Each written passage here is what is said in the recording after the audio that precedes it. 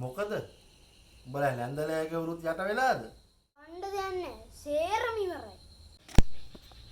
ඔව්වා බං මීට අවුරුදු 40කට කලින් කියාපුවා. කෝ කවුද ඇහුවේ?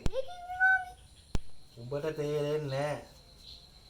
උඹලා මා වුණනම් දන්නව ඇති. කවුද මාමේ? ඔය රතු කොල්ලෙක්නේ ඕක කියලා තියෙන්නේ.